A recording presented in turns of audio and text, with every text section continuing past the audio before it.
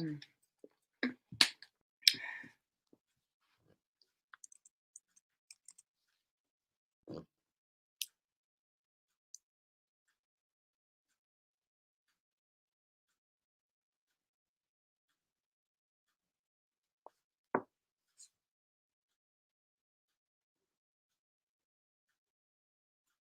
European.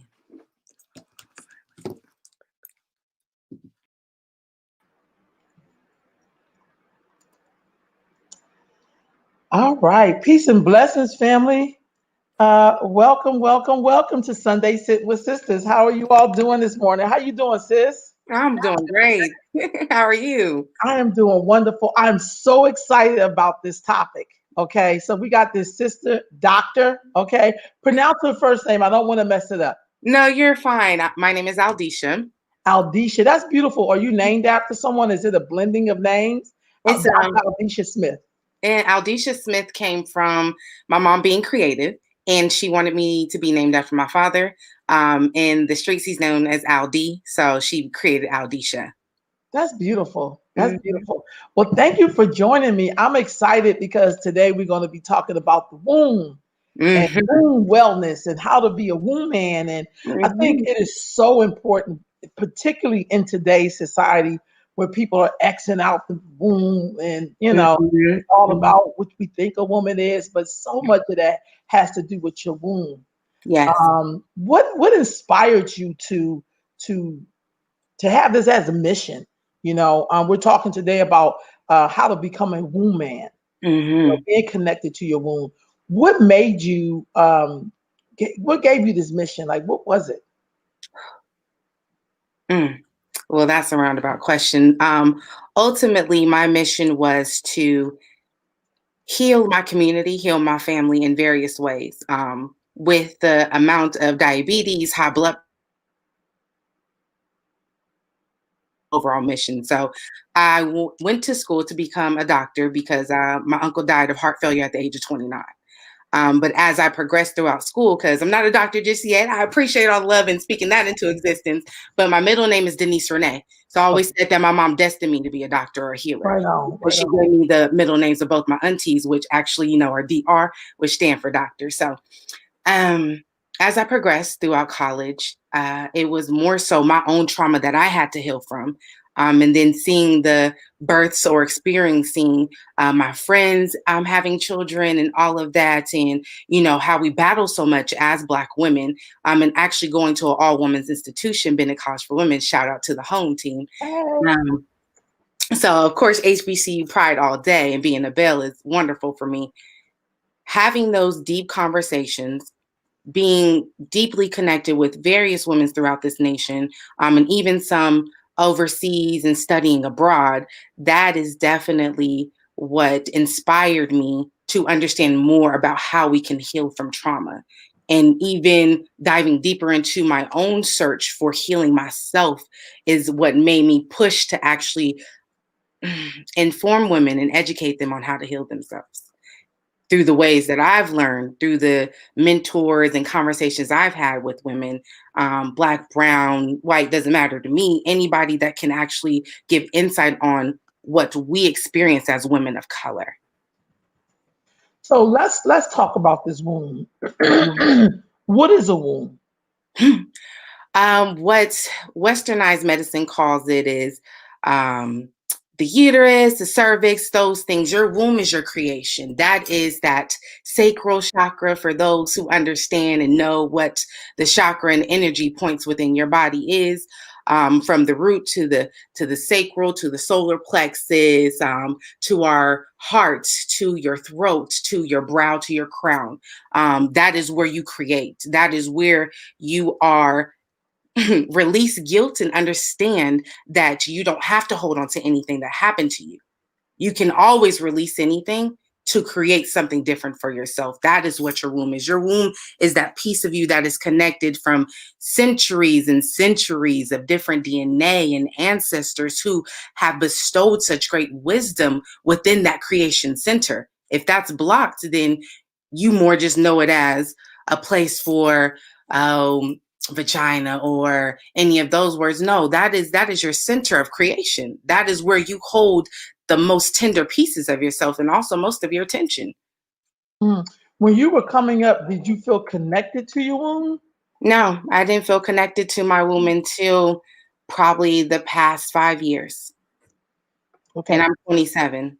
So what made that turn? What made you make that a focus?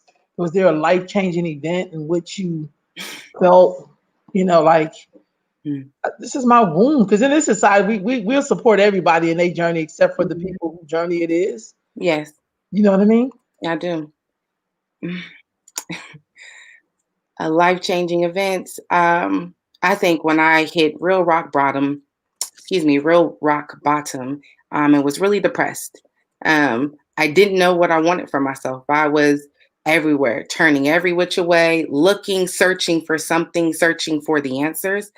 Um, where I had to seek out therapy. I have no shame in that. I don't like calling her a therapist though. She's my healing coach. She has gave me the tools and talked to me in regards on how to heal myself. So my healing coach, and actually experiencing that is what made me want to be more connected to my womb. That was a troubling time for me. I was all the way lost in who I was grew up to be. Um, what I had learned from the various women in my own family, I had lost many of things, and that was the sole purpose of me coming home too. So while getting reconnected or acquainted with my womb, because I knew she was there, but I just knew her as something that, bled once a month and Mm, there ain't nobody in it and, all those different type of things. But nobody told me that, no, you could talk to her. No, you can mm. really care for her. No, you don't have to do that just because, you feel this way or it's peer pressure by somebody else. No, she's going to let you know if this is right or this is wrong.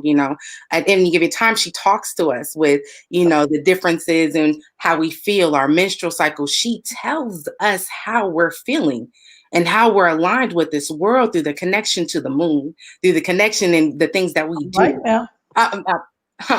Yeah. No, you bring it. We That's need why to I'm like, hear I'm that. there.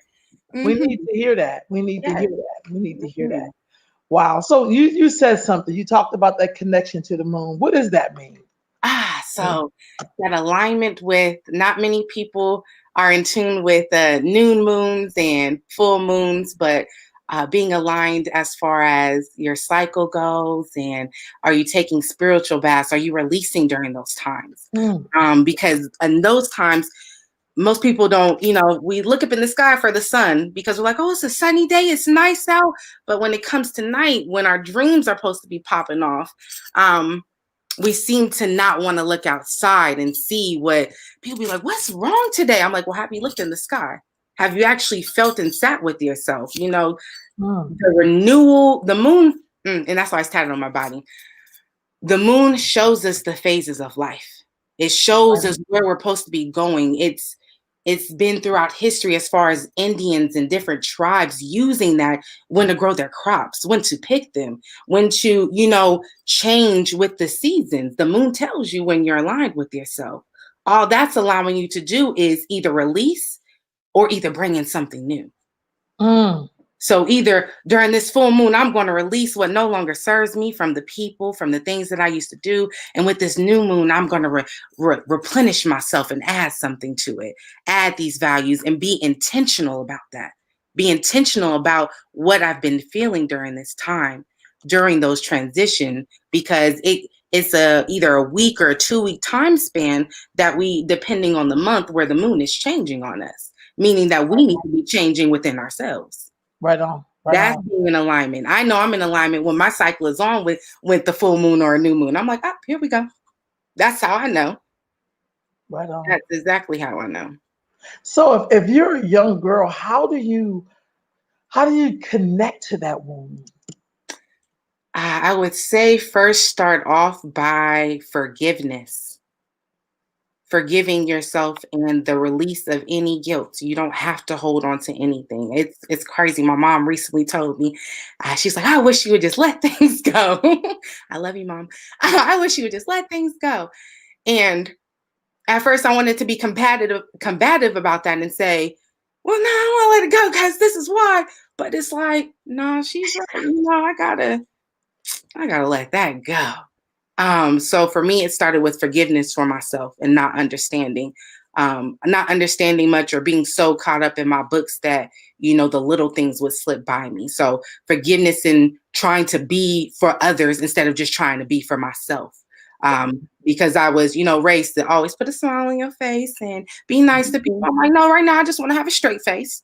And if you take it as I'm mad, that's on you. That's your perception. I didn't say I'm angry because at any given time I could just smile and tell you, no, I'm good. If you ask me, but my straight face is going to stay on because I haven't found anything yet to smile about. But if you approach me and say, "Hey, how you doing? Hey, how you doing?" That's definitely what you're going to get. So I learned that through forgiving everything that I've been through as a child, everything that I've been through as a teenager, going off and learning this 20-year-old life on my own, being so far from my family in North Carolina, and I'm a West Coast girl, and having to adapt. But that's what we do as Black women, we adapt. So I started with my forgiveness of everything that was taught to me that I thought was okay, that wasn't. And then I went a little deeper and I was like, no, let me actually connect with her through talking to her and affirming her and actually saying, I am this, I create this, and making sure that she knows that I see her for what she is and how much power she holds within me. And then taking it a step further and actually learning about Yoni steams and how to get her right and how to love on her through everything that she needs as well. Mm.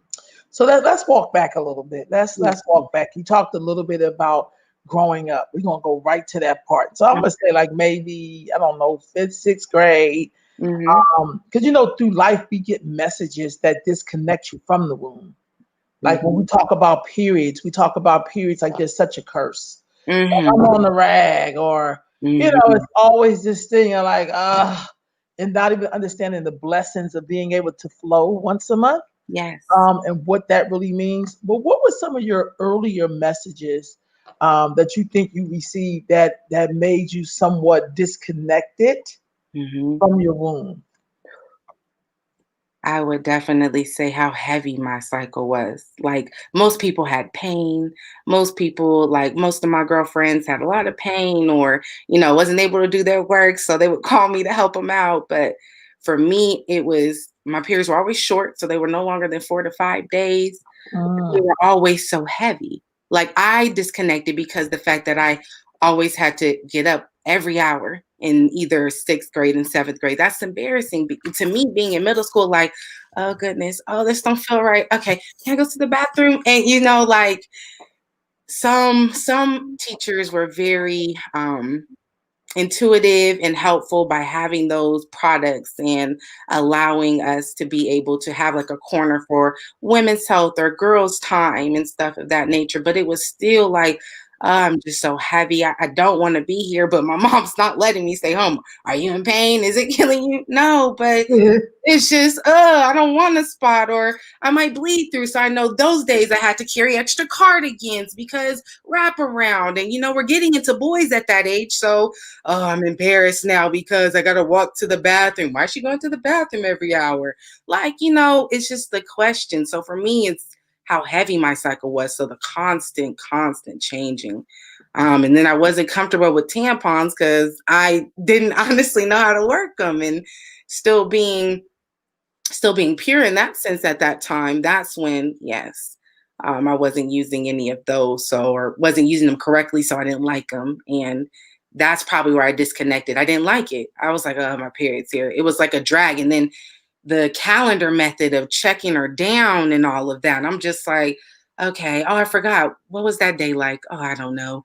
And then the mood swings too and the tears, the emotions that came with it. I didn't like that either. I would just be really mean or just didn't want to do anything and very sad. So the PMS and the heaviness for me is what drove me to disconnect from that part of myself. right on. So when you got to high school, did Mhm. it improve at all? No, it actually stayed the same.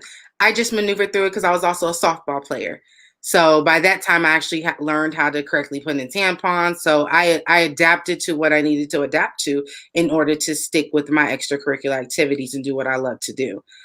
So I was probably further disconnected from her. I just knew, okay, it's coming, or it was just a thing. It wasn't something that I took like was happy that came. I was just like, oh, it's here again. Like let me just push through. And that's when I went into the motion of push, push, push, push. It's all right. And that was life, pushing through. How did that work in sports? I'm glad you brought that up. I didn't know you played sports, Mhm, but it seemed like it would be hard because in sports you do have to push yourself. It's very physical. How mhm. did you communicate with your wound if you're playing sports? Like, I wasn't huh, able to. That's why I said I was further disconnected in high school.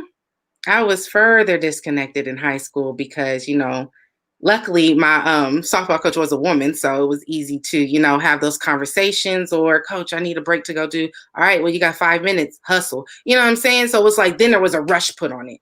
And those things sometimes can't be rushed because it's like, oh, okay, now I gotta readjust, carrying extra underwear and doing all of those things. It just became, again, it was the back, like way in the back of my mind. It wasn't at the forefront, making sure connecting with her at all. It was more so, let me, plug her up, make sure I'm good and keep it going, or, not paying attention to the consistency of water I drink, and if I was drinking too much sodas or juice. Like all of that is connected to her.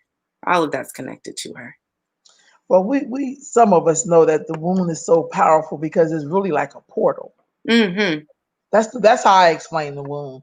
It's Mm-hmm. a portal, and it takes you from one reality to another. It brings you into a whole nother world, if you will. And Yeah. so to be the carrier of that sacred portal, and not even know what that means. It's like having a diamond and you just think you got rocks. But Yeah. it's like, dude, you got a diamond. Like everybody don't get to get diamond. You know what I mean? So when you got to college, was there anything in that college experience that allowed you to? Because no, we have women's studies, but I find when we have women's studies, which is great, I love women's studies, but it don't really talk about the wound at all. It's Mm-hmm. like we get to do this, even though we're women, we conquered this, Mm-hmm. but it don't really address the wound.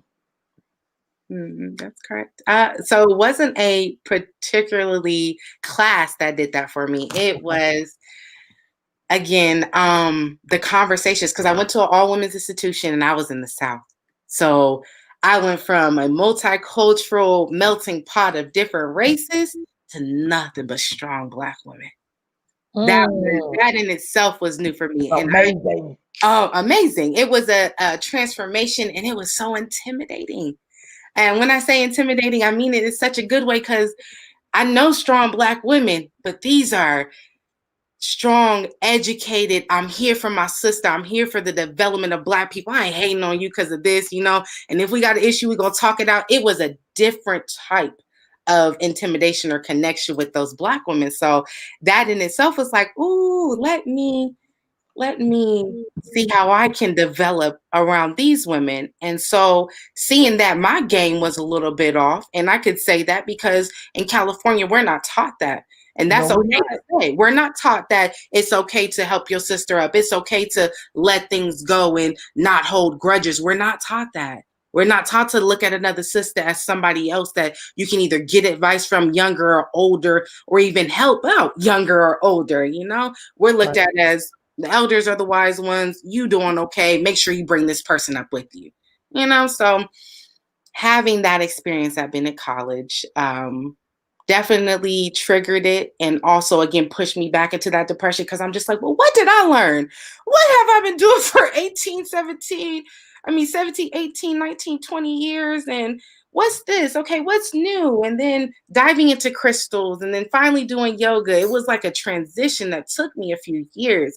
It wasn't until I graduated from Bennett College in 2016. I started attending another university to get a public health certificate so that I can teach on understanding more about diabetes and high blood pressure to the community.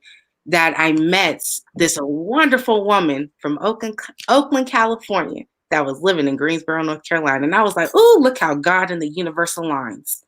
Right on. And there she came in talking about crystals. I'm like, oh, I'm just getting into that. Continue. I'm in class listening. And this was my race and ethnicity class, where this was a guest speaker. So this was a class of race and ethnicity. And this was at a PWY in the South. So this was a school that was majority white with a sprinkle. Mhm. And I was just like, okay, well, I'll take this class and see what that's about.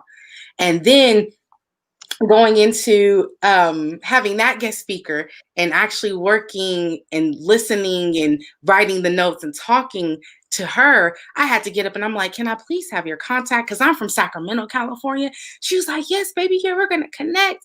I immediately started talking to her and seeking the help that I needed in order to heal where I was depressed and not feeling whole myself. And within that, that's where her healing retreats and deeper conversations with her, she was like, do you know that you carry everything you need? Right on. Do you know that you carry everything that you need? Everything that you need is all in you. You just have to release and let go of what has hurt you, what no longer serves you, and use those tools to connect deeper because your power is in you. But do you know where that power is held? I was like, no, where is that power? She's like, right here. You hold her, you feel her for a minute, you breathe. Right Close your eyes and breathe and hold her. Move her, rock your hips, feel what she can do for you without a man, just solely by yourself. Because first you must be whole within yourself before you can ask anybody else to come and be whole with you. Right on. Right on, sis. Right on. That was that. That was how that happened. Because and that again happened 2016, so probably 23, 24. So it's only been a couple of years. But when I say I've been pushing for it, and ever since that class, the conversation of doula came up. And I was like, well, I ain't got no kids, but I know my friends are starting to have some. And my mom has always been connected with other women, going up to them and be like, oh, I could tell what you're having. That's why my Mhm. company is called Gifted Generations. I get that from my mother. Her going up to complete strangers at stores like, you're having a boy, ain't you? How you know? Oh, I could just tell. Look at how you're sitting. And I'm just like, well, my mommy didn't know exactly what a doula was at that time. And she probably didn't learn that as a child. So let me be her changer and her child and bring that on and show her, mommy, everything that you used to do to other women and tell them what they were having before they knew or before they told anybody else, I'm going to take that and dive a little deeper into it. Now, how can we make you whole and affirm your child and you determine how you want your birth to go and how you want this life that you created to come out and what you want to manifest into that. Tell us about Gifted Generations. So, Gifted Generations is my doula service. That is where I offer birthing work. So, helping mothers through information, education, and through the process of giving birth, either as a first time mother or as a mother having a second, third child, whatever the term is, also as well as postpartum care. And I titled it Gifted Generations because of, again, all inspiration comes from my mom. When I say that is, Mhm. I love God. I love everything about but my idol, that's my mother. She held me down and has been my rock and always been the person to teach me and show me my way. So even with our, every mom and daughter has their, mishaps, but Oh, right she has on. always been my inspiration and my goal focus for everything that I do. I'm like, okay, what my mama do in this situation? Ooh, how was she like this? And the way that she smiles at people or even try and help out in the community through her demeanor. My mama is loved. And that's why I'm so loved. And so with that, I wanted to just hand down those gifts of being loving to other individuals for generations to come. So for me, it's just that generation of my mom doing it and being so gifted at it that she passed it down to me. So it's Right that on. generation. And I just want to show other mothers that you're about to create your generation. One day you might be a grandma. So, how are you going to start the birth off in your family, right? Are we doing a home birth? Do you want a C-section? You doing an epidural? And so those are the questions I ask my mom. How do you want my mothers that I help birth is how do you want your generations to look if you're going to be the start of it all? Because there's always a starter. It's Right just on. how are you going to, push that along? Sis, you got me over here on blings. Like I'm just smiling because that's such ancient wisdom. Mm. And sometimes I just feel so concerned that the ancient wisdom doesn't get passed along. You know Yes. what I mean? Whether that's to the side or down or up or whatever. But I Mhm. feel like all that you're saying is ancient wisdom. A sister Raquel said, birthing spiritually while birthing physically. Mhm. And Yes. I, when I was young, 19 years old and up to like 30 something, I worked for a place called the Birthing Project. And one of the themes were you could help a woman to give birth to herself while Mm. she's giving birth to her generations. Yes. Because when a woman is pregnant, you can get her to do some things that she would have never considered Mm. ever for herself. Mhm. Yes. But the beauty is that you got that gift before you had your child, because that changes the way you make your decisions. Yes, ma'am. You know what I mean? So Yes. to be in touch with the womb, that's why I think I get really pissed off when people want to exit out. And it's like, Mhm. hold on. Mhm. Because that's the sacred portal. You don't get to X that out. Mhm. You can't even get here if you don't come through that sacred portal. Exactly. So we don't get to just, it's like somebody birthing you and then you throw it away. Like it Mm. don't work like that. No. So how beautiful, like that you understand it, and then that's a part of your work. That's like your mission. In some traditions, they believe that when you come to the planet, you already have your mission. Like you come here with the mission, you kind of Mhm. spend time trying to find the mission, Yes. but that in itself is so connected to you. You know, Mm. I can't imagine. I mean, I would. I can't wait to see if you decide to have children. Like just that whole process is amazing. Like I you have have the power. envisioned it. Huh? I said I have envisioned it. I'm not gonna You know lie. what I mean? I Love think that is so kids. beautiful, man. Like Yes. if we could just see that, and then to get young women to understand how divine and sacred they really are. People Yes. say it as a cliche, but really, you are really divine Yes. because you have a womb. Mhm. You have the sacred portal. Mhm. You understand what I'm saying? And you Yes. That have that. And gateway. so you That just got gateway. to You be have it. acknowledged, sis. Mhm. I Yeah. just, That gateway. You have it through yes. spiritual baths and again, just talking to her. It's crazy. My favorite birth. I won't say my favorite birth, just in case my other ones is watching. But my all-time highlight birth, I will say. This mom went without an epidural, 10-pounder at that. Wow. And right. And I was like, okay. I've been saying my affirmations, Aldisha. I was like, okay, well, I'm getting you a playlist together. What music do you want to hear?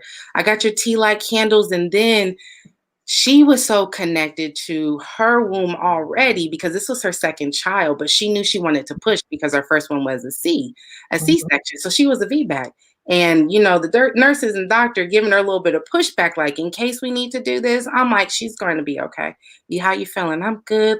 Let's try and do some of the things that we talked about. Okay, let's do this yoga move here. Wanting to be in tune with her second child, and then how connected she was with her fiance and how connected he was to her womb, because he's like, I just want to say birth. But after talking to me numerous of times, he's like, okay, well, this. And he started having questions and how connected he was to her and to her womb, and supportive, like, she would laugh, stop making me laugh, it hurts right here. He would make her laugh more. I'm just like, that's that. Because she took the time to educate herself and wanting it to go this way.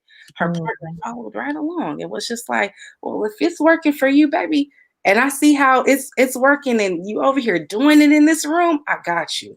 Holding her hand, you need me to rub your back? I was like, here goes some lavender if you want to put it on her. And some people don't know you can step back and let the partner assist too, but it's more so that's why Mm. people speak highly of divine partnership. And I understand that's not, you know, we can't always have that. But again, you could have it if you work divinely on yourself. And that's Right what she on. did as such a young woman. She worked divinely on herself to where he was like, well, I'm going with you wherever you go then. So, yes. That's so beautiful. That's so beautiful. So your gift to generations is your doula My service. doula and postpartum service. Yes, ma'am. Postpartum, right? How Mhm. important is postpartum services? Ooh, extremely important. Especially because of at the rate of, infant mortality, and then the rate of maternal mortality, a lot of people don't speak on mothers dying on, while giving birth and, Mhm. they're just having the child and the mom is gone. That scares, because either usually during your first child, a lot of women do research. That's when the deep research happens. So they are in the books and reading, and you come across them scary statistics. So that anxiety and that pressure adds on. To lingering side effects, and then if you have to go back to work, or if you because you work at a job that's only giving you this much time off, how can you connect with your child? Or what if your partner has to go to work, so you don't have no help to either cook or clean your house? It's very essential to have that support after you have given birth, as far as some simple things, your family dropping off food if you have other kids that you have to feed, Mhm. them probably coming to run you a bath or just hold the baby while you get some sleep. Like, them first couple months are crucial. You have a child that wants your attention 20, almost, no, excuse me, 28/7, maybe 38/7, is constantly like, Mom, where are you? Where are you? I heard your voice for 9 months. Where are you? I'm looking for you. And especially if you're breastfeeding, oh yeah, I want that good milk. Where is my mom? So that care is very essential, because if they don't have it, that's why they call it postpartum depression. Because it's not immediately onset, it's when all of that pressure on top of that anxiety just starts to hit you. It's like bop, bop, bop, giving you the elbows, because it's like, all right, what you gonna do? How you gonna do it? So if you don't have a solid support, and that's why doulas and birth workers are so important, because we can give you that support if the, family isn't that supportive, or your friends are very busy, because people still have their lives to live. They can't drop everything for you. We're not in that time anymore. So it's very essential, very essential. Let's talk about breastfeeding for a minute. What Yes. are the benefits of breastfeeding? Whew, everything. Oh, breastfeeding boosts immune system, stronger baby, more vitality, all the nutrients that you get. That's why most people go from cow milk to almond milk, simply because it's like, we're not supposed to be drinking that. That's why people are lactose intolerant. So it's very essential in order to make sure that everything that the baby needs, it gets, and it gets it from its mom. You are your tree of life. That's why um the nerves and the endings within your breast look like, roots of a tree. You're giving that nutrients to your child through everything that you eat and create. It's very essential. If you want those strong bones, high good immunity, and what else is it? Probably good hair. Not even good hair, you feel me, but like long, healthy hair, very, thick, and um, what else? Good skin, nice blood. You can reduce sickle cell with that. If it hasn't already been diagnosed, that's like, breastfeeding is very essential, very essential. I tell my mothers all the time, I would prefer you breastfeed over bottled milk, but you do what you can, but it just adds so much nutrients to the child. Immunity is the main key. You could definitely knock out half the colds that kids get at such a young age by just breastfeeding. They grow up stronger, like, they're not getting that processed milk, less rashes, all of those things. That immunity is bumped up with all the nutrients that you get from your mom's milk. What about food? Like when my nephew and his wife had their son, who we adored, Hmm. they made all of their babies baby food. They I did not buy any baby food out the stores. I mean, and my great nephew eat good. You hear me? I'm like, this food is gourmet, because his dad loves to cook. And Nice. so, how important is it for us to pay attention to how we're preparing food for our children, Whew, our definitely. babies in particular? Babies in particular, food processors. If you can grow it yourself, I would say that that's even better. So if you want to get in the garden and grow your own vegetables, I would suggest that. But if not, then organic, or just really wash your food and make sure it's good for you. Food processors are really good in regards to adding that. Again, if you can, just a little bit of spices, but blending all of those together and actually making your own baby food is very good. You ain't gotta trust, Gerber all the time. We don't need the carrots in there. We can get us some carrots, boil them, mash them up, and that. Like, kids love that. I have a really good friend in North Carolina. My baby Jean, she does that with her kids. Her daughter is such a picky eater because her mom is very good about, what she feeds her child. Even if she doesn't puree it, here goes some, steamed chopped carrots. That girl, I ain't never seen a 2-year-old love carrots the way that girl like loves her vegetables. But if you start them off at an early age, then they won't deter from it. They'll actually prefer it over McDonald's or fast food or anything of that nature. So it's actually very, very beneficial to create your own child's food and actually give them the substance that they need, which comes from our fruits and vegetables. So if you start them off early, I promise you they won't deter from it. They'll be like, what is this burger and fries you giving? Where is my dried peaches? Right So on. It's interesting because do you think this would have a lot to do with us for instance, in the medical field, yes. They always have these special sections for African Americans. Every time I've been to something, it's like, but here it is for the African. It's like, damn, are we that special that you get to separate us out, but you don't do that in the banking world? But that's another story. But do you feel like that somehow adds to our health conditions, like us being so high with diabetes, so high with hypertension? I mean, in terms of the eating part, the nutritious part that we feed our body. Because I know we have the mind, right, and the spirit, but I'm talking about what we put in, what we consume. You know what I mean? If we're buying things that don't break down on the shelf, how can it break down in you? Definitely. All of that plays major, major roles. Processed foods, the dairy that all the dairy and cheese we consume, all it's creating.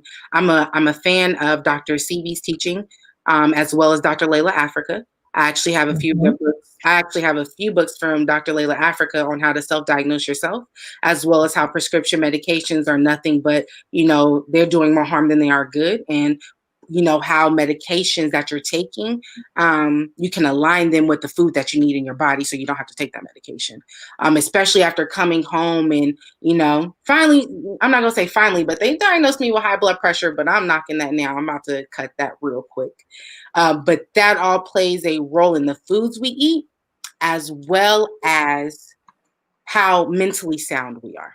Yeah. Because what we eat depends on how we feel. Right on. So if you're feeling as though, oh, how am I going to get through this day? Okay, I just need something quick, and you're maneuvering, you're not taking the time to actually prep for yourself. That's why I juice. I juice. I don't break my fast until after 12 noon. Because I give my body time to digest whatever has been sitting from previous day. I try not to eat after 8 p.m. Sometimes I'm late doing work or, maneuvering, helping people. I'm just like, dang, it's 8:05. Okay, well, let me try and, get this pasta or this shrimp and, cutting out the pork and the beef. It's difficult and it takes time, but it's key, especially if you want to live for eons, well, not eons and eons, but longer than expected. And just because it ran in your family doesn't mean it has to run with you. A post was actually sent to me from a really good friend that said, it ran in my family until it ran into me. Right on. I like that. And I've been sitting with that because I'm like, yeah, because everything's about to stop right here. I guess you guys didn't know who you had, who you had woken up. But Aldisha's here. And I'm sorry, that's about to stop right here. Let me just show. But sometimes people need to see the results in order to believe. We're people of sight in believing. But again, for my individual strong within faith, God said faith without works is dead. So either you're going to do the work and, blind faith is even better. So either you just going to trust that it is going to work, or if you need results, then, your vision ain't really that clear. If you got to see it first and see how it works for somebody else, and I'll just do it and see how it works for you. If not, change it up. Right on. So we know everything is like a try. So a triad, as I call it. I mean, most things in life is like a triad. So we know it's the physical, we know it's the mental, and then it's what you put in. So it's what you consume here and what you consume here, and how you run this. Yes. You understand what I'm saying? And sometimes it's like, I know for myself, I struggle with the combination. I either got two, then forget one. Like I'm trying to fight for that balance. but I also believe that comes with enlightenment. And we live in a different era than our ancestors, and give thanks for that. But we do need their ancestral wisdom. That's why we keep getting those gifts of their discomforts, if you will, or their diseases. So Yes. when you get that high blood pressure, that's kind of be like your ancestors, like, you're gonna have to fix this for us. Yes. But you got the tools that I didn't have to do that. Yes. Everything is at our fingertips. Right And on. that's what, and sometimes that's what be making me mad about our people. I'm like, you on that phone all day. If you don't type in Google, I promise you. Like that. And then I have to be like, no, Disha, it's okay. Let them take their time. So I, give people their time. But You just want them to succeed. You want them to yeah, get it. that's it. I It's feel so you. instead of being so brash about it, I'm very more like, well, have you looked at this? Like, there's little things that give me joy. My brother, my brother told me, he's like, sister, I'm reading a book. I had to look at him. I'm like, you said what? You doing what? And so it's just that effect. And he was just like, well, you told me to find something I like, and this is what I found. And guess what? I'm reading this chapter, and I'm just like, oh, okay. So, but it's in all of us. So I'm like, I'm working on the women first, so then I can, get our brothers together too. Cause I already know I have real conversations with them. So yeah. But if you work on the woman, you're immediately working on the man. exactly. It don't work that way in reverse, though. I hate to say it, but because men could like get stuff and go about their business, but women, because we hold the sacred portal, that wound, it immediately affects them. Yes, that's just the way it go. You know what I'm saying? And so, with that being said, herbs and gardening. Like I discovered, I've always had friends who were vegan and into herbalism and who are like scientists in the kitchen. But the new house I moved into a couple of years ago had a patch that the person that was here before us that had this house, they were master gardeners. That's why the yard is set up. So when the quarantine hit, I started gardening. And last year I had some watermelons and squash and, peppers. I still got stuff growing out there right now, and it's cold here. You know what I mean? So how important is that to your health, to garden and to use herbs? Oh, it's so important. I had a small little herb in North Carolina on my patio, trying to grow some mint and some rosemary, those fresh things. And it's amazing. It first adds a major difference to your food.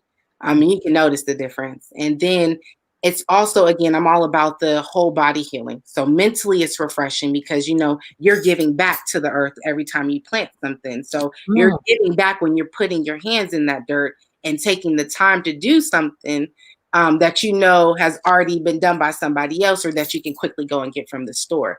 It's just very essential when it comes to growing your own food, because you never know what pesticides, what other things may lie within those fields that you're getting your food from. You never know, especially with COVID on the rise, who's touched your food. Are you properly rinsing it? Are we just, rinsing it off in the water real quick? Or are you actually getting like some, I can't think of the product's name, but there's like this vegan soap that can like bioly clean your food, or like, works not to add extra harm, can remove all that plastic and pesticides that is on food. Do you know the difference between a male and a female bell pepper?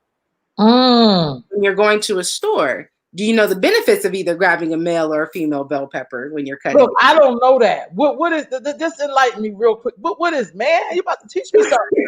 So a male bell pepper only has 3 humps. Female's going to have 4. Bam. And females are the ones usually you can take out the seeds and actually replant, and so that you can grow your own bell peppers. Now look, when I go to the store, so my mother used to make these stuffed bell peppers. Every now and then, blessed memory, my mom, I'll try to make her dish. I go into the store and I just grab bell peppers. I'm not even looking at it. I get home and be like, this one not gonna work because it can't stand up by itself. But because it has to be able to stand up when you stuff it. But then the one with the 4, you know what? And isn't that just what we talked about? How if you help heal a woman, stand up on their own. Yeah, the pepper can stand up on their own, but the 3 gonna tilt and slide and everything. Oh goodness, I can't do nothing with them bell peppers. Like, what am I gonna do with this? Because I'm gonna throw it in some eggs or something. I don't know, but it's like wow, like you just. And I'm not an expert in it. I just have dibbled and dabbled in helping in different plantings and creating different community gardens. That's in North Carolina and Okay. here in Sacramento. So it's like I may not have my own, but I definitely know what I need in order if I wanted to start my own. So if I call my mom like, "Hey mom, can I start a little patch in your backyard?" It wouldn't be a problem because I would know what to go get and what I would want and how to start it. There's a few of my Bennett sisters who have really beautiful, I think either strawberry trees and cherry Mm. trees and things of that nature. So I'm telling you that HBCU, that historically Black college and university, Bennett College for Women in North Carolina, A&T State University, definitely shaped who I am becoming. So they took the girl from the West Coast, from the West Side, and was just like, all right, we can definitely create a change here. So let me ask you this: where are your people from? I'm really big on this because most people from the West come from somewhere else. Let's be honest. Mhm. Where your mama's side, your daddy's side, where they from? Okay, so my maternal side, my mother's side is from Alabama. So my papa in there right now in bed, laying down. He is from Mobile, Alabama, and he'll tell you all. Mobile. Yeah, he's from Mobile. I know. They're from Mobile, Alabama. So all those roots is Wow. Alabama. And then my daddy's side, they're from Oklahoma. So we have a few little bit of Indian and everything up in that, but that's my Oklahoma tribe. So yeah, Wow. that's where my Cherokee and all of those deep roots come from. So Wow. So how do you think that has influenced your experience at that HBCU? oh, definitely heightened it because it was already ingrained in me. As I would say, it was passed down from, you know, whatever history came out of that Alabama living was pushed into me. And I may not have seen it or felt it at that point in time, but I know it definitely has something to do with it, especially as close as I was to Alabama. Like, what made me choose North Carolina as a school? But I'm like, Alabama's so country, I don't want to go there. I was like, but you chose another country state. Like, but it's right on the border. And then it's Mhm. hours. Like, I was able to actually see and learn about my family's history in Mobile, where my grandfather, my papa, and his what 11 brothers and sisters grew up. So it's crazy how I was able to direct my own path, but it was still so connected as if it was already directed for me. Or if I was given little tidbits like, how about you try this?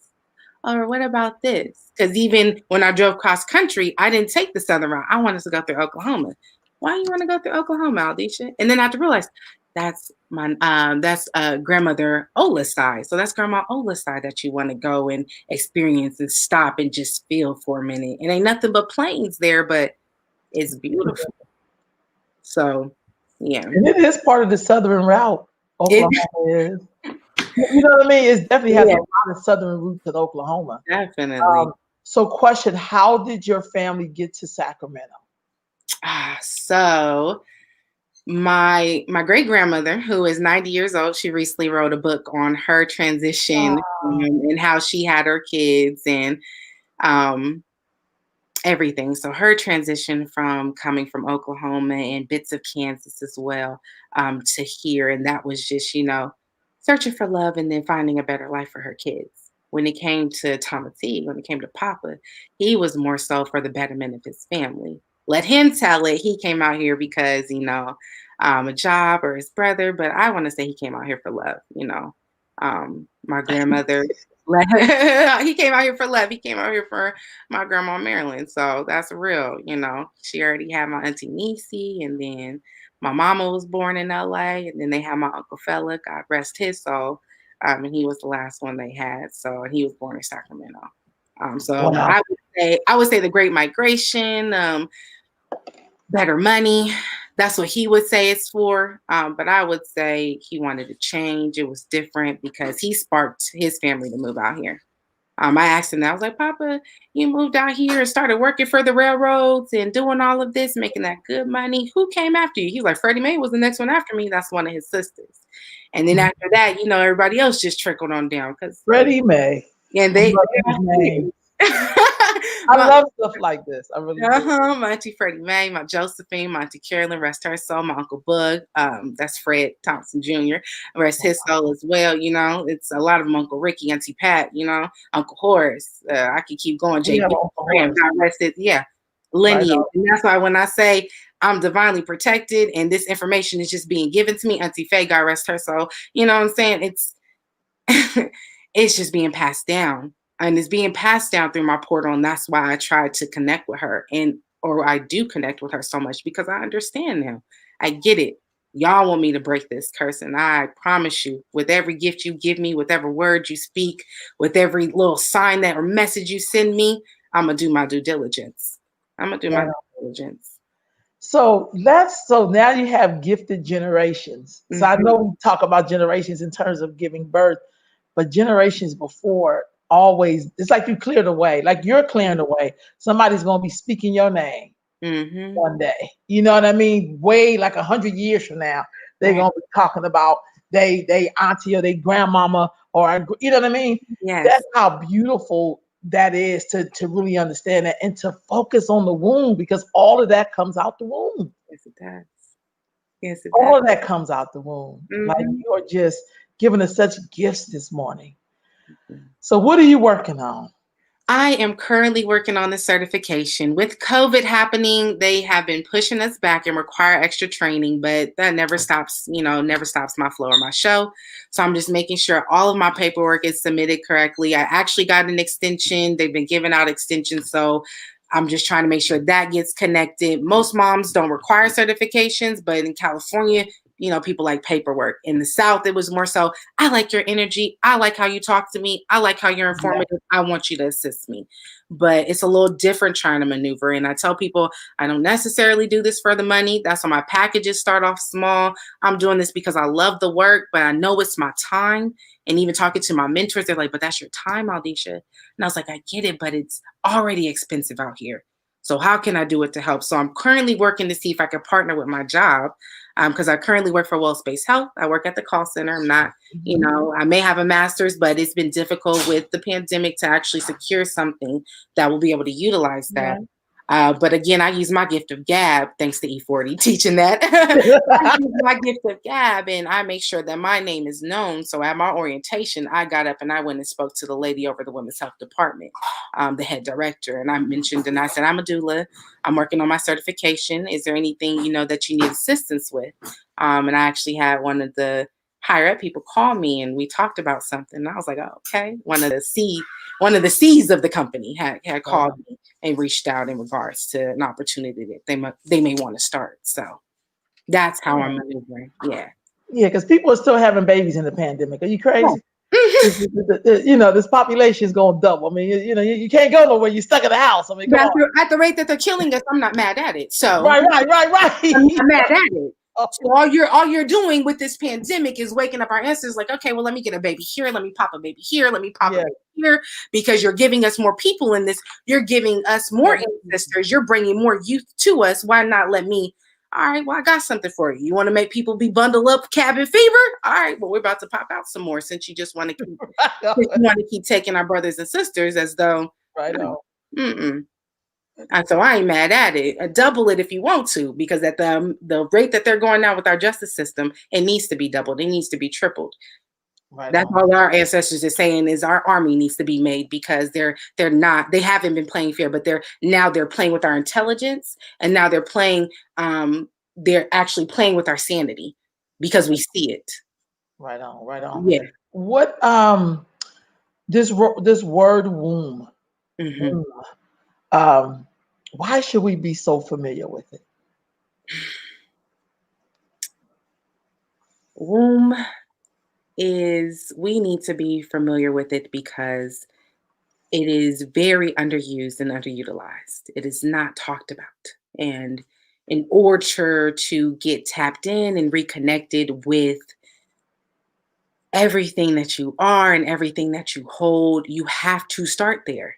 So that word in itself is something that will spark other questions, will, trigger other little gears to move. It is a word that is not used, especially in westernized medicine. You'll hear uterus, your cervix. No, call her what she is. Your womb, your portal, your gateway. Because as you dive deeper into your research, you will see different words and different terminology being used to describe that power that you hold. As you stated, that sacred portal, Sacred. that's womb is everything that you are. It's who you are. It's who you are. That's why it's so important. Because Mm, all you got to do is remove the B and you create and add A in, and that's a woman.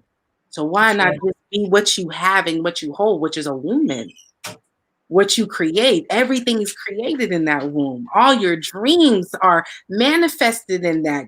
She lets you know what is coming from that, especially if you treat her right. Right on. Especially if you treat her right. Mm, That's mm. just treating you right. So if you treat yourself right, then she'll let you know, all right, well, I got this for you, or how you want this to go. She'll maneuver. I'm telling you, it's that word just holds power because it's your power.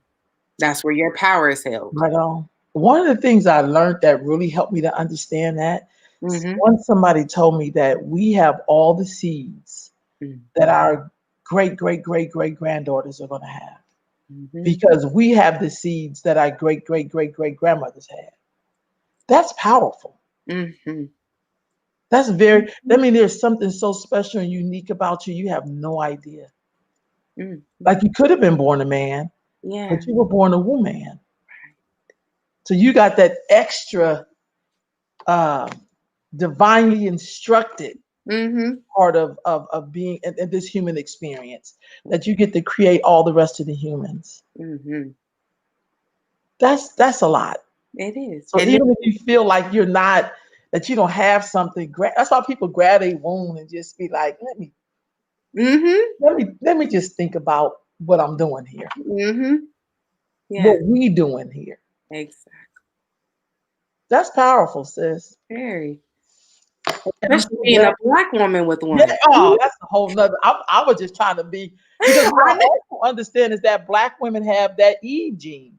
And Mhm. we create, everybody on the planet came out of a black woman. So sometimes when people be in a little whatever, whatever, I'll be like, man, I'm a black woman. If you don't get the hell out of here. Like in my mind, I just be like, I'm just not doing that. I mean, Right. it's because you say it don't make it true.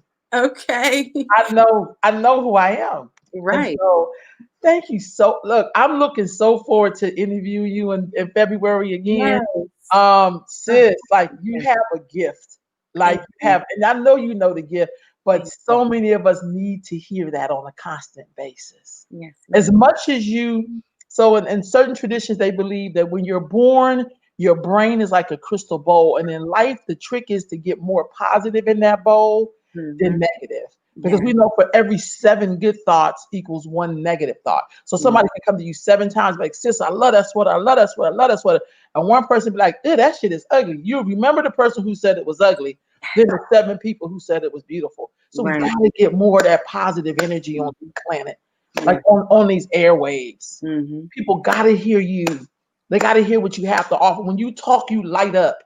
People need that light, because the other light is so bright right now. Like women fighting all over reality TV shows. Nobody Mhm. want to see that. Like I No. love it when people get it, and I'll be like, man, I'll be glued. Like, oh my goodness. So you gave me that this morning. Thank you. I'm so grateful, like just for your being your light. Grateful to your ancestors for them coming together to create you. Man, like keep that we need the moon workers, Mhm. because you're a womb worker. Yes, ma'am. So you got to keep it going. Anything you want to share with us before we wrap up today's show?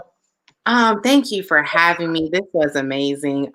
First time doing something like this. So if Angel Ann. anybody wants to connect with me, my Instagram is down there for Gifted Generations and my personal email. I can also be found on Facebook with, it's Aldisha Thompson Smith. So that's something there too. But I am a person who believes that I speak everything that I want into existence. So every time I speak something, if that's either just to have a good day, if that's whatever, I can do that. So I challenge everybody to just understand that you have the power to create. You're strong and divine in everything that you can do. Don't let nobody tell you otherwise. Don't let nobody try and let you have a bad day. You brush that off. Like they say, you brush the dirt off your shoulder. You know what I'm saying? You take them words, you breathe. Breathe with intention too. Feel your breath, feel your body. Take a moment to pause. Eat good, smile, laugh more. Just be you. Don't let nobody tell you. You know, people call me a square all the time. I don't care. This square is just I'm me. I'm just, I want to be the realest person I can be. And if that's, helping somebody else, just love on themselves by just smiling at them or just keeping it honest and real, I'll do that. Like, and my tribe is in the building, as they say. They are. You see, like it's thick. And it's, people, one of my teachers told me, when I graduated, she went to my mom and my nana, and she said, who spoiled this girl? And I was like, Dr. McLucas. And she started laughing. And she's like, yeah, who spoiled her? And I was like, nobody spoiled me. And then my nana, and I was like, it's both of y'all. And then she was like, I just mean spoiled with love, because girl, you are loved. And I looked, thank you, Dr. McLucas. She was like, because you continuously add individuals who love you. So all that to say, if you give love, I promise you to come back. And if it doesn't, then that's just people showing you what they can offer. And if it ain't love, then we already have enough pain in this world. We already have enough pain. I want somebody to give me love and hope. And then just and a little bit of understanding and care. So, yeah. Right on. Okay, family, sis, don't jump off yet. Let me just close this out. Okay. Y'all, thank you for all of your comments. Sister, thank you for being my guest this morning, man. This is the energy I needed for the day. I got to get out here and get on my game. You know how that go. But thank you so much. May the ancestors continue to bless and guide you. Family, we will be back next week. So we'll see you next week. And please tune in tomorrow for the MLK celebration, which is being broadcast here on the Earth Mama Network, which is the Robert Family Development Center, Grant High School. They had a lot of sponsorships, and it's going to be an amazing celebration, a tribute to Dr. Martin Luther King. We'll see you tomorrow. Peace, family.